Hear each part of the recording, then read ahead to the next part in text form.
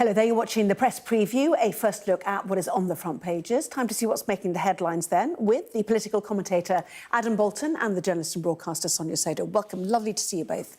So as ever, let's take a look at the front pages, shall we? Starting with the Financial Times. It leads with Nigel Farage telling Reform donors that he expects to do, or a deal to be struck rather, with Conservatives before the next election.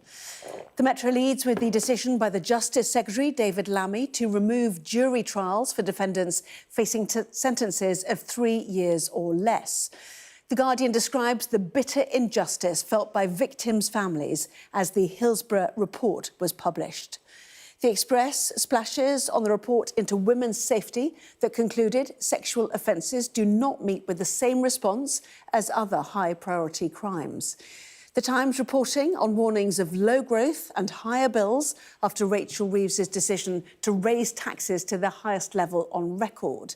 The Telegraph also looks at the continuing fallout from the Chancellor's budget. It says that a leading civil servant approved of a letter that claimed Reeves misled the public and knew about it. The Great Game Robbery, The Sun reports on what it's calling a World Cup rip-off as tickets are already reportedly selling for £1,000. And Holly Willoughby features on the front of the Star after she admitted driving without due care and attention in a crash which left a scooter driver with neck injuries. So let's talk then to Adam and to Sonia. Welcome to both of you. Adam, we're going to kick off with the Financial Times. What has Nigel Farage told Reform donors? Well, it's a very interesting story, this. As we know, Reform are way ahead in the opinion polls. But, as the Financial Times says, the Conservative Party are still raising a lot more money, over £6 million compared to just over £2 million for Reform. And obviously, Nigel Farage would like a bit of that money. So he's been approaching or talking to people who in the past have donated to the Conservative Party. And his message is effectively, you needn't worry, because he's saying, you know, you may be a Tory and you may be interested in me, but actually, if you go with me, it's going to end up with me doing some kind of deal with the Conservative Party. So he's trying to reassure them. It has to be said, he is also saying that it would be a deal on his terms because he believes the Conservative Party can't be trusted. And he, of course, did do a deal in 2019 where the party he was then leading stood down in a lot of Conservative seats, and that resulted in the Conservative winning. Clearly, what he'd be looking for was possibly that being reciprocated with Reform getting a free run, maybe, in some constituencies. So you could have, and you were talking about it last night, you could have a coalition of Conservative and Reform. One major fly in the ointment is Kemi Badenoch's been asked about this, and she said absolutely not. She regards herself as a guardian of a 200-year-old institution, i.e. the Conservative Party, and she's not going to dabble with talking to Farage, certainly not at this stage. Yeah, I mean, it's interesting. I was looking at the latest polling. YouGov, for example, in the last 12 hours, Reform UK on 26%, Labour and Conservatives tying now on 19%, Greens on 16%, so that's been a resurgence, the Lib Dems on 14%. Are you looking at five-party politics? Do you have to have, with those numbers, a coalition government next time around? Well, it's interesting. The trend for Reform, if you look at the average of all the polls, is definitely downwards in recent weeks. So Reform's problem is that it looks like it topped out at about 34 to 35%. It's now dropped off slightly. Reform know that their issue is that there are some voters who find Farage very appealing. There are an awful lot of voters who would be motivated to come out and vote for anyone but Farage in their seat and try and keep Farage out. And so that's why if you're looking at a Reform Party, you know, that is, and we're way off an election yet, but that is polling sort of around 29-30%, say, going into the next election, the idea that that is going to give Reform what they need to secure a majority is probably quite a stretch. So I suspect, you know, whether it's a Labour-led coalition, whether it's potentially some sort of Reform Tory coalition, when you've got a very fragmented electorate, you're right, Anna, you might you're more likely to end up with coalition government. What he's talking about here, though, is an electoral pact. And it's interesting, actually, because he also uses the language of reverse takeover to refer to the Tories.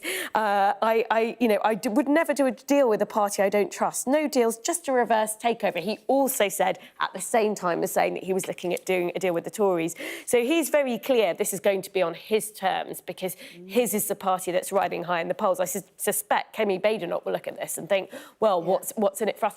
The issue with in our system, very hard for two parties doing relatively well to do a deal with each other because you've got local parties. Kemi Badenoch's going to even if she wanted to do this deal, every constituency's got a local Conservative association that wants to stand a candidate. I mean, it's also important to note, I think, that Nigel Farage's whole political career has been about the relationship with the Conservative Party, influencing them, obviously, to shift their position on Brexit. And according to Michael Crick's biography, which, of course, a lot of people have been talking about because of his reported racist behaviour as a teenager when he was at school, Michael Crick also says that that Farage was in quite serious talks with the Conservatives in the early noughties in search of a safe Conservative seat to stand as a Conservative candidate. So I think it's probably true to say that Farage himself, the leader of the party, is rather more interested in relations with the Conservative Party, perhaps, than quite a lot of the reform activists, including those people who have recently bailed out of the Conservative Party to join reform. Yeah. Very interesting. Just very quickly as well on this, Labour absolutely loving it. Nigel Farage isn't even hiding it anymore. He's happy for failed Tories to prop up his party, whether they choose to join Reform or not. This shady backroom plot will send a shiver down the spine of people up and down the country and shows you simply can't trust Nigel Farage. It goes on and on. Who says that? They are loving. That's the Labour Party, Adam. Oh, no problem. Well, they must be loving the focus not being on them and their woes for a change. Exactly. It was a day of reports today, so let's take a look at the Daily Express. And this is after the death of Sarah Everard and how women's crimes, or crimes against women, rather, are being treated. Yes, so Lady Angiolini has been conducting a review in the wake of Sarah Everard's rape and murder. She produced the first stage of that review that had a few recommendations in it, but a key recommendation, which is that all police officers need to have specialist policy on how they react to sexual offences. You know, anything from exhibitionism, men exposing themselves in public, which we know Wayne Couzens, Sarah Everard's murderer, was doing before he... Yeah, they talked about it as being gateway crimes, didn't they? Exactly. Which need to be taken we know more seriously. Not everybody who does these sexual offences moves on to rape and murder, but a proportion of them do. They are a massive red flag, but the system still doesn't take them seriously. You know, some people would just see it as a bit of a joke. Oh, a man exposed himself. Ha ha, how funny. I mean, it's not funny to be on the end of it, I'm sure. But this was a big recommendation in the first stage of her review. Now she's published the second part of her review. She's looked at how many police forces have implemented this recommendation. It's pretty basic. It's just saying they need to have a specialist policy. A quarter of them still even haven't done that. I think it shows how slow change can be in the police when it comes to violence against women and girls. Don't get me wrong, there are a lot of senior police officers who really care about this issue, who are trying to make a difference. But the reality is that on the ground, sometimes it isn't happening. So that is very worrying, I think. Do you mind if I move on, Adam? We've got a lot to pack in, which is to the Metro, a headline I know you like, Lammy, the jury's out. How wedded do you feel to trial by jury, for example? Well, it's a very clever headline. I like the headline because obviously at one level it's just Lammy saying there are going to be fewer juries, the jury's out, but also in the colloquial expression, the jury's out, it's saying there's a question mark over David Lammy. And, of course, one of the embarrassments he's had today with this announcement is that in opposition, he, as a lawyer, spoke out very eloquently about why it was a terrible idea. And now he's implementing. What he's proposing to implement is that for... You know, it's difficult to call them that, but I suppose mid-level crimes where you would be sentenced to 3 years or less, that in order to clear the backlog in the courts, a judge would simply control the trial without a jury and pass sentence. Now, there are some problems with this. The first problem is would this actually get rid of the backlog of 300,000 cases? Even David Lammy is saying by the end of this Parliament, i.e. 2029, it would only start to get rid of the backlog. So it's a very radical change in British justice to only start getting rid of the backlog. Second problem is he is building on an inquiry by the senior judge, now retired, Sir Brian Levison. Brian Levison, in his report, said that he thought you could get rid of juries, but you would have an intermediate level of justice where a judge and 2 lay magistrates, i.e. people who are not from the legal profession, would sit instead of a jury. The point being that that kind of outsider view would still be there represented by the magistrates. David Lammy has got rid of the lay magistrates. So he's annoyed the legal system who do feel that justice should be administered by juries. But he's gone one step further and simply said a single judge should decide cases. And I think a lot of people will feel very unhappy with that, because even in the bits of the justice system at the moment where there aren't juries like the Court of Appeal, you've got multiple people taking the decision, but this is different. And it comes down to, if you're accused of a crime that comes with a prison sentence of 3 years, do you want a single judge who may have no idea about, who you are, where you're from, to make that decision, or do you want to be tried by 12 of your peers? I'm hoping it won't come to that, but yes. Have you done jury service? I have done jury service, and it was illuminating, I have to say. And I do think what jury service does, as a person on a jury, is give you buy-in to the legal system, of which you don't normally brush with. You've done it as well, I've haven't you? done it. I did it at the age of 18. I got called when I was 18. But I do think, if you take people out of the system of work, reduces productivity, does it not? But anyway, there we are. But I do think it gives you a sense of... for me, it really brought home that it's not perfect, but it's probably like democracy. It's the best of a bunch of bad systems to deciding whether someone's guilty or innocent. Yeah. And the Conservatives, I think it was Robert Buckland, saying that the problem now is not whether it's jury or not, it's this huge amount of electronic data that they have to go through in order to present as part of court cases, and that's partly causing the delay. That's why trials are taking longer, I think. But that's what he suggested. This change isn't going to directly address that, obviously. We're going to take a break, actually. We've got lots more to pack in the next part of our programme, including a Treasury's top civil servant dragged into the OBR row. That is according to The Telegraph, and the latest prognosis, too, on weight loss drugs.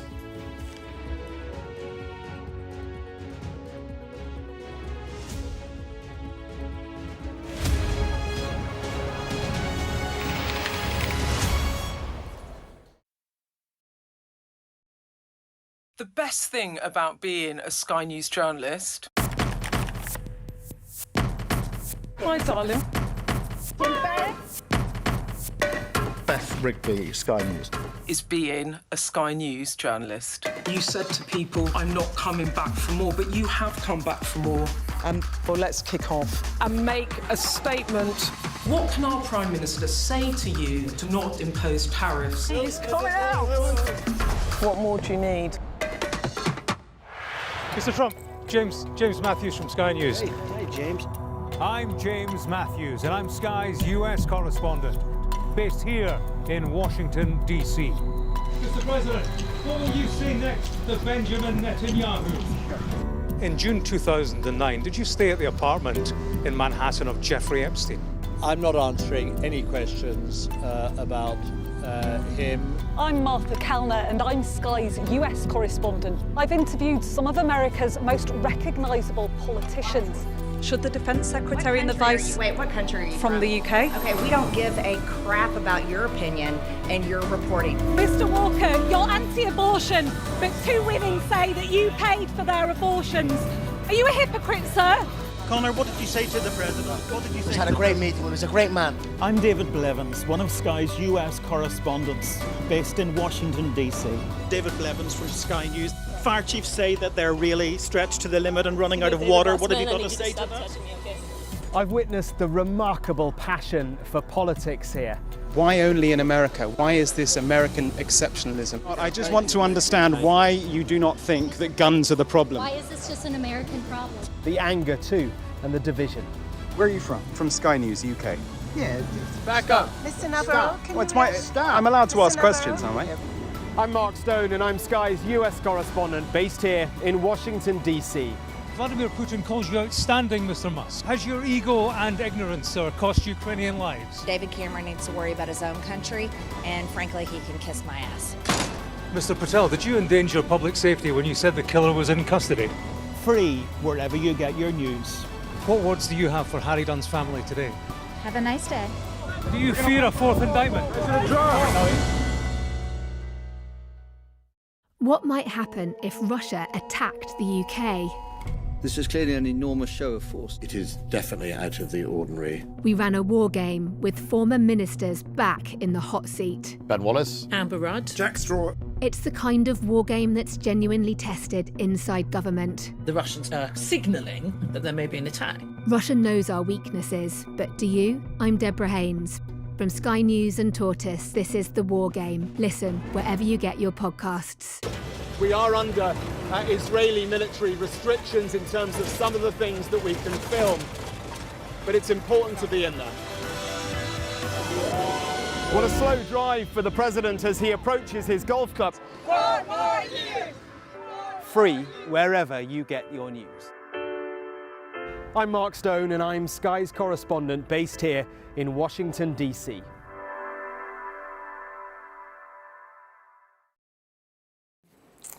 Welcome back. You're watching the press preview with me again, Adam Boulton and Sonia Sodha.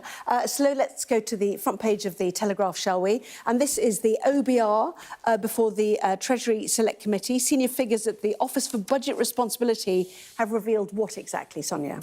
So the OBR drama ticks on. So these are two officials on one of the OBR's committee giving evidence to the Commons, and they sort of revealed that the letter that the OBR published stating what it had said to Rachel Reeves when, in terms of the forecast, and this is what's led to the big political row, that actually that letter just happened to be signed off, they implied, by none other than the Treasury's permanent secretary, the top civil servant who works with Rachel Reeves. So I don't know whether it was intentional stirring, but stirring, that was certainly the effect that it achieved. And it all comes down to this big row, which is that if Rachel Reeves knew that the forecasts weren't getting worse, that the black hole wasn't getting worse overall, why did she only give us some of the news, or why did the Treasury only give us some of the news when they were briefing out that productivity had been downgraded? They omitted to mention that inflation meant that tax receipts were going up, and made it seem like they were going to have to do tax rises because the OBR was saying things were getting worse, when that isn't quite what the OBR was saying to the Treasury at all. I've got to admit that in news terms, this is all a bit of an anticlimax, and people are going off in different directions on what was basically quite a boring session because, of course, Richard Hughes, the head of the OBR, resigned yesterday, didn't give evidence to MPs, so you pretty much take your choice as to how you interpret it. I mean, the broadcasters and the FT are going on the line. Reeves cleared by the OBR. That the two kind of, bean counters who sort of emerged blinking into the spotlight of the hearing said, well, they wouldn't go as far as saying that Rachel Reeves actually misled people about it. So that's one version. Then you've got the Telegraph saying, oh, well, there's a row in the Treasury because it was the Treasury which released the letter which embarrassed the Chancellor. Therefore, there's bad blood in the Treasury. And then you've got the underlying fact, which the Times has gone on. Economists warn of low growth and higher bills, basically just going through the statistics of the state of the economy. So, people are trying to make a story out of this, but not really very exciting, I don't think. Yeah, and just very quickly, the OBR today was suggesting that you had your $4 billion-ish of headroom, but that didn't factor in the welfare U-turns and the ambition then to get rid of the child benefit cap, which takes you nearer to what she was saying, or the Treasury was alluding to was the black hole. Which is what they said in the letter anyway. It's going away, is it? That story, I'll put it over there. Right, let's go to The Guardian. Russia is ready for war with Europe. This is another hugely long meeting between Putin and this time Jared Kushner, Trump's son-in-law, and Steve Witkoff. Steve Witkoff and Jared Kushner have just arrived to President Putin, essentially briefing out to reporters in Russia that he's ready for war with Europe. I mean, it's quite a Putin move. I think there are some analysts who think that the Trump White House has sort of seen what it managed to do in the Middle East and is hoping that they can achieve the same thing in terms of Ukraine, Russia. And that is quite problematic, I think, for all sorts of reasons. But, yeah, not great noises coming from Putin. He's obviously kind of sabre-rattling because we have this 28-point plan that looked like it had been essentially drafted by Russia. It was sort of Russian talking points. Europe came along and said, no, this isn't tolerant and now tolerable. And now Putin's saying, well, I'm ready for war with you guys. But I'm not sure this is going to go down that well with the White House, I have to say. I mean, I have to say, to me, it looks like Putin's a bit worried that he thought. I mean, he's playing wedge politics, isn't he? Trying to split the Americans and the Europeans, but he blaming thought the Europeans for sabotaging the process. Witkoff eating out of his hand, backing his proposals, but actually Trump's gone slightly cold on them, saying, well, they're not the final deal. Marco Rubio has certainly, said America's position is completely different, that it wants an independent, sovereign Ukraine with territorial integrity. And now he's sort of saying, well, in that case, we'll go to war with Europe, i.e. trying to up the ante in the hope, presumably, that Witkoff will then swing back to his position. Adam, Sonia, thank you. See you next hour. There's always more to the news than a headline. We want to discover, to delve a little deeper, to find out what's really going on. Explanation, analysis, the people at the heart of every story. I'm Neil Patterson, and this is the Sky News Daily Podcast. So, by the end, we'll hopefully all understand what's going on in the world just that little better. Available wherever you get your podcasts. I'm Stephen Murphy, and I'm Sky's Ireland correspondent based here in Dublin. The waters of Ireland and Britain should be home to great white sharks. If there are great white sharks in this area, there's no reason they wouldn't come here to feed. It's basically a buffet on a beach. This could be not only a record-breaking storm, but potentially the most dangerous storm ever to hit Ireland.